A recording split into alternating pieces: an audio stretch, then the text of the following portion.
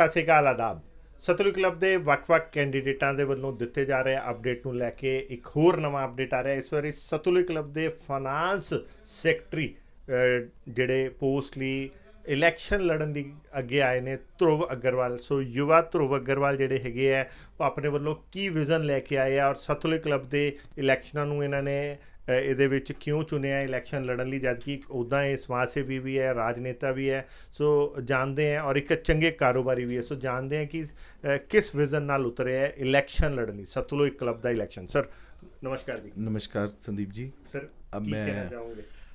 Sandeep ji, Sutlej club का election जो है वो बेसिकली कोई हमारी कोई पहले प्लानिंग नहीं थी कि हम ये सतलुज क्लब का इलेक्शन लड़ें, बट एक राजनीतिक मजबूरियों को देखते हुए इलेक्ट्रल प्लेटफॉर्म पे आना हमारी भी मजबूरी थी। जी।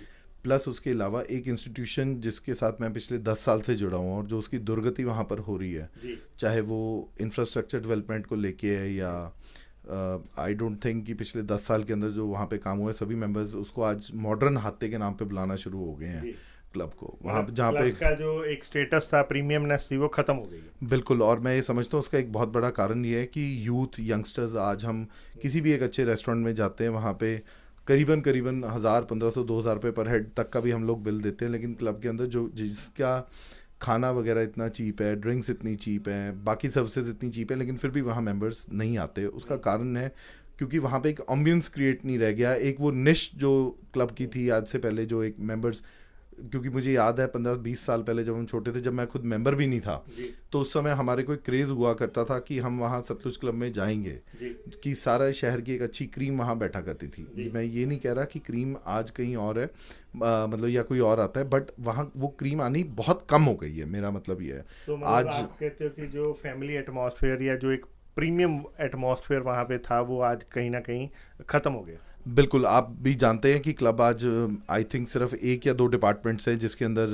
वहाँ पर सिर्फ वो प्लस में है, बाकी सारे डिपार्टमेंट्स वहाँ पे लॉस में चल रहे हैं। तो सबसे पहली एज यूथ मेरी तो ये कोशिश रहेगी कि मेरे जैसे यंगस्टर्स जो हमारे दोस्त हैं और है, वो सब के सब उन क्लब में आना शुरू करें। पर वो तभी पॉसिबल है अगर वहाँ पे एक माहौल ऐसा बनाया जाए, इंफ्रास्ट्रक्चर दिया जाए लोगों को। पर मैं ये पूछना चाहूँगा ध्रुव जी, आप जहाँ तक मुझे नॉलेज है, आप खड़े हो रहे हो फाइनेंस सेक्टरी पे, तो फाइनेंस वाले का काम मेरे हिसाब से ये नहीं होता। फाइनेंस वाले का काम तो फाइनेंस मैनेजमेंट होता है, तो आप दूसरों के काम में इसका मतलब इंटरफेयर करोगे? सर शायद संदीप जी आपने बात फाइनेंस की है, तो आपको शायद पिछली जो सिस्टम रहा, जो कमेटी रही, उसके अंदर जो मुझे पता लगा उसके अंदर ये था कि जी फाइनेंस हमेशा यही रोता रहा कि हमारे पास फाइनेंस ही है नहीं किसी इंफ्रास्ट्रक्चर डेवलपमेंट के लिए, जो कि मेरे हिसाब से या गलत है या लीकेजेस इतनी थी जो फाइनेंस रोक नहीं पाया। मैं किसी के ये इलेक्शन का समय मैं कोई भी बात कहूँगा तो शायद ये बात होगी कि मैं नेगेटिव पॉलिटिक्स करने की कोशिश कर रहा हूँ, जबकि मेरा कोई मकसद नहीं है। बट एक इंस्टीट्यूशन है जिसे मैं प्यार करता हूँ। हर मेंबर आज जो क्लब को प्यार करता है वो अपने दिल से पूछ ले कि पिछले 2 साल की टेन्योर में, मैं बहुत लंबा नहीं जाता जी, कितना पैसा इंफ्रास्ट्रक्चर डेवलपमेंट पे वहाँ क्लब के अंदर लगा, कितना पैसा आया जो मेंबरशिप्स ट्रांसफ़र होने के बाद आया। आज सब लोग कह रहे हैं कि जी वहाँ एफडी हैं, ये वो। जहाँ तक मेरी to the best of my knowledge, जिस दिन पिछली कमेटी ने जब चार्ज लिया था तो उस समय 3 करोड़ 35 लाख की एफडी थी, जो आज भी शायद इसके आसपास ही है। कोई 5-10 लाख 20 लाख का कोई प्लस हुआ तो मैं जानता नहीं, क्योंकि अभी तक हमारे सामने अकाउंट स्टेटमेंट सामने नहीं आई है। और कोई बहुत ज़्यादा वादा कैश फ्लो के अंदर या बैंक बैलेंसेस में भी कैश इन हैंड के अंदर नहीं हुआ है। दूसरी बात, अब जहाँ तक और मेरी नॉलेज है, बहुत सारा पैसा यहाँ पे न्यू मेंबरशिप्स को लेकर के मिला क्लब को, बट वो पैसा कैसे यूज़ हुआ, वो लॉसेस में कवर हो गया। बट क्लब की इंफ्रास्ट्रक्चर डेवलपमेंट पे आप किसी भी मेंबर से पूछ सकते हैं, कहीं पर भी कोई भी डेवलपमेंट नहीं हुई है। वहाँ पे आज ये हालात हैं, चाहे आप स्पा में जाओ, चाहे बैडमिंटन कोर्ट में जाओ, चाहे अपना बार में जाओ, चाहे रेस्टोरेंट में जाओ, वहाँ पे हर सोफ़ा, दीवारें, सब के सब ऐसे एक अगली लुक देना शुरू हो गए हैं। वो पैसा इंफ्रास्ट्रक्चर डेवलपमेंट का फाइनेंस नहीं मैनेज करके लगवाना है। आज वहाँ मेंबर्स हैं जिनकी कार्स जो हैं वो लोगों को दूर दूर जाके रोड पर लगा के आनी पड़ती है, मेंबरशिप स्टिकर्स होने के बाद भी। तो आई थिंक ये प्रोजेक्ट प्लान हो रहा था कि मल्टी लेवल पार्किंग बनाई जाएगी, जिसकी बेसमेंट बनाई जाएगी और बनाई जाएगी, जबकि इसकी ज़रूरत नहीं है। एक इलेक्ट्रॉनिक कार पार्क जो आज दिल्ली में मॉल्स के अंदर लगा हुआ है, 3-3 कार्स एक के ऊपर एक इलेक्ट्रॉनिक कार पार्क में, स्पॉन्सरशिप के बेसिस के ऊपर भी वो लोग शेयरिंग बेसिस पे वो करते हैं। तो वो काम यहाँ क्लब में क्यों नहीं किया जा सकता था? सब कुछ किया जा सकता था, लेकिन सबसे ज़्यादा ज़रूरत उस चीज़ के लिए एक नीयत होने की, एक टाइम देने की, उस चीज़ को समझने की थी। आज बीइंग अ बिजनेसमैन मैं ये बात जानता हूँ कि अगर आज मेरे ऑफिस के अंदर या मेरे सिस्टम के अंदर कहीं पे लीकेजेस हैं तो मैं सबसे पहले उसको प्लग करूं। हम भी एक बिजनेस हाउस रन करते हैं, तो मेरे को नहीं लगता कि पिछली टीमों ने कि वहाँ पे बहुत सारी ऐसी चीज़ें, संदीप जी मैं अभी ऑन कैमरा कुछ नहीं बोलना चाहता, बिकॉज फिर वही बात इशारा नेगेटिव पॉलिटिक्स की तरफ करेगी। शायद मेरे से ज़्यादा इन जो लीकेजेस हैं संदीप जी, आपको भी इन बारे में पता है, जितनी आप मिनी मिनी हंसी हंस रहे हो, तो बट मेरी कोशिश ये रहेगी कि उनको प्लग किया जाए। बिकॉज वो हम एक जिस सोसाइटी से आते हैं, जिस सिस्टम से आते हैं, हम सोसाइटी को देने वालों में ही हैं, ले तो सोसाइटी से हमने बहुत कुछ लिया है जी इस वक्त। कुल मिला के आप ये कहते हो कि कुछ भी हो तो उसके लिए चाहिए तो फाइनेंस, और वो मैनेज आप करोगे।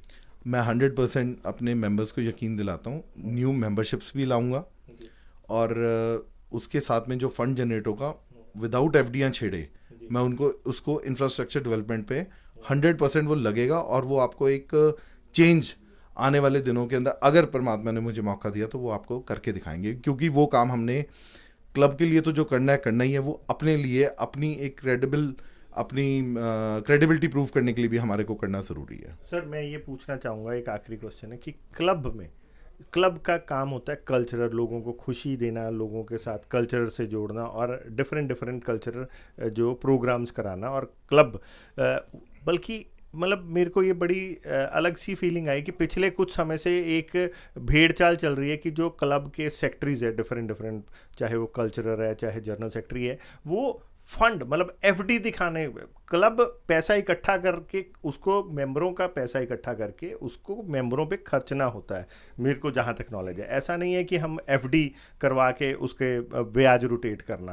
पर ये क्यों हो रहा है सर? क्योंकि सोच ही ऐसी बन गई जी, कोई काम करोगे तो दाग लग जाएगा। जब काम करोगे इफ़ एंड बट्स होंगी, लेकिन अगर आप ट्रांसपेरेंट तरीके से साफ नीयत से काम करोगे तो कोई दिक्कत नहीं है। दूसरी बात जो अब एफडीज़ की है, मैं बोलना नहीं चाहता था लेकिन शायद अब आपने बोलने पे मजबूर कर दिया, वो 5% 5.5% पे एफडीज़ हो रखी है। किसी ने उस चीज़ की भी जहमत नहीं उठाई कि आज अगर इंटरेस्ट रेट 7-7.25% है तो वो कोई बात करके रिन्यू की जाए। फिर उसके बाद में जो एक सिस्टम मेरे दिमाग में 100% है, जैसे लोधी क्लब ने आज एक अच्छा काम किया हुआ है कार्ड सिस्टम के ऊपर, ये चीज़ कैश कार्ड सिस्टम इंट्रोड्यूस करना, ताकि नॉन मेंबर्स को जो है कोई ना कोई उनको मेंबर कंपनी ही करे, तभी कार्ड उनको इशू हो पाए। तो एक जो नॉन मेंबर्स की भी एक बहुत बड़ी प्रॉब्लम है मेंबर्स को, जिन्होंने पैसे दे के मेंबरशिप लिए हैं। तो वील ट्राई कि ये नहीं मैं कह रहा कि 100% नॉन मेंबर्स अलाउ ही नहीं किए जाएंगे, but they have to accompany with a member, non member अकेला ना आए, ताकि जो क्लब मेंबर्स है जिन्होंने प्रीमियम देके मेंबरशिप्स लिए हैं उनको उसकी वर्थ महसूस होनी चाहिए।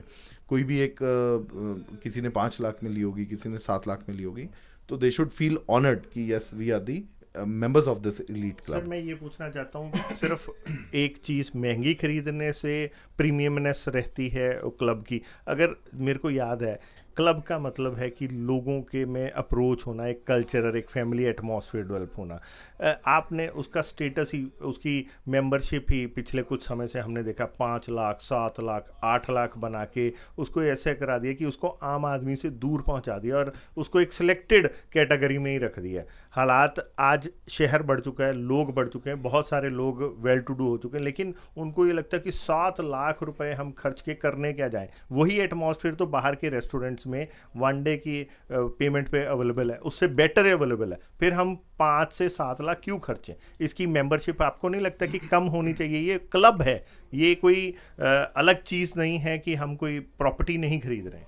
संदीप जी, इसके अंदर एक सबसे बड़ी जो बात मैं अभी बहुत जल्दी मेरे सारे जो एलीट मेंबर्स हैं क्लब के, मेरे रिस्पेक्टेड मेंबर्स हैं, मैंने उनको अपना एक विजन एजेंडा भेजा। इसके अंदर सबसे पहले, क्योंकि फॉर एग्जांपल आज जैसे किसी के फादर 1980s में 90s में या 2000s में मेंबर बने होंगे, आज उनके बच्चे डिपेंडेंट या मैरिड हो चुके हैं, तो वो बड़े हो रहे हैं। तो सबसे पहले मैंने एक रिडक्शन इन ट्रांसफ़र फीस, वो भी मेरा एक मेन एजेंडा रहेगा, ताकि मेंबर्स जो एल्डरली मेंबर्स हैं उन्होंने अपने बच्चों को अगर ये मेंबरशिप ट्रांसफ़र करनी हो, क्योंकि एज पेरेंट अगर आज मेरा बेटा फॉर एग्जांपल 25 ईयर्स का हो जाता है या मैरिड हो जाता है तो वो क्लब का बेसिकली मेंबर नहीं रह जाता। तो आज अगर मैं अपने बेटे को ट्रांसफ़र करनी हो तो आज उसकी transfer fees I think 5 lakh plus GST है।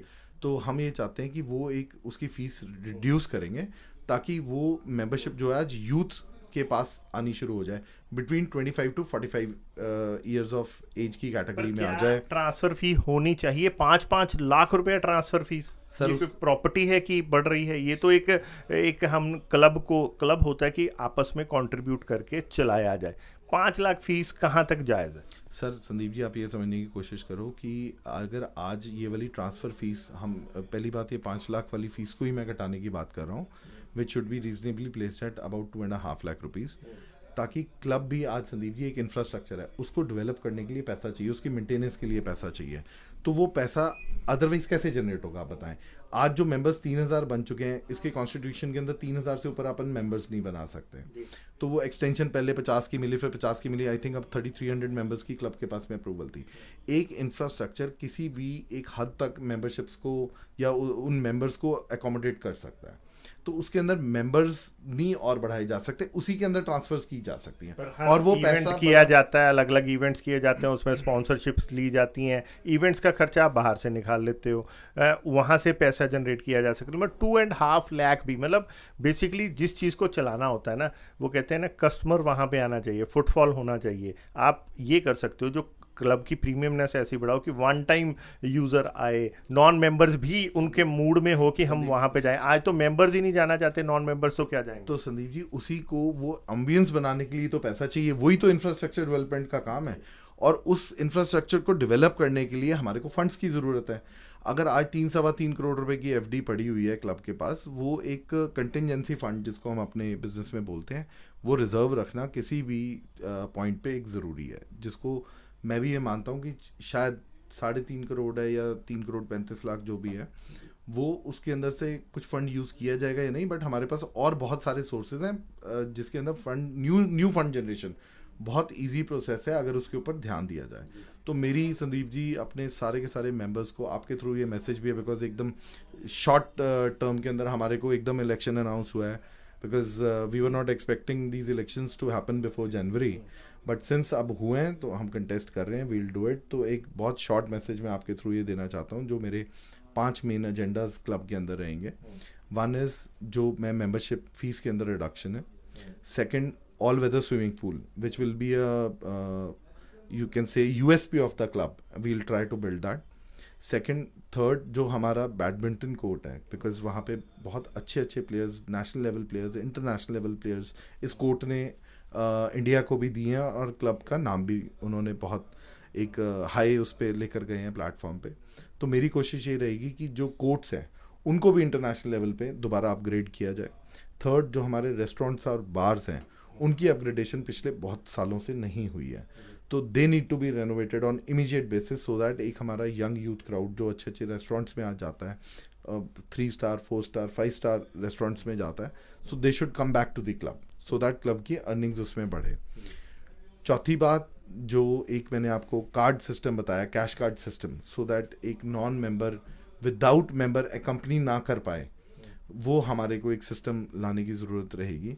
उसके अलावा multi level car park, but not in the form of dismantling and creating basements and all, but electronic car parking systems जो हैं वो एक अच्छी कम कॉस्ट पे और अच्छा पार्किंग सिस्टम हम यहाँ पे दे सकते हैं। अगर मुझे मौका मिला तो मैं आपको यकीन दिलाता हूँ कि ये सारे काम होंगे।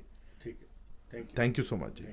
सो दोस्तों, ये थे हमारे साथ ध्रुव अग्रवाल, जिन्होंने फाइनेंस सेक्रेटरी के लिए अपने आप की उम्मीदवारी की दावेदारी ठोकी है। फ़िलहाल नामांकन पत्र भरना है, जैसे बताया जा रहा है कि 19 और 20 को जो है कैंडिडेट अपने फॉर्म भरेंगे, 21 तारीख को नॉमिनेशन वापस लेने की डेट है और 24 तारीख को जो है शनिवार के दिन इस बार वोटिंग होगी। सो देखते हैं कि कौन बाजी मारता है और कौन हारता है। फिलहाल ये था इस मामले में अपडेट। देखते रहे, बने रहें जनहितैषी। धन्यवाद।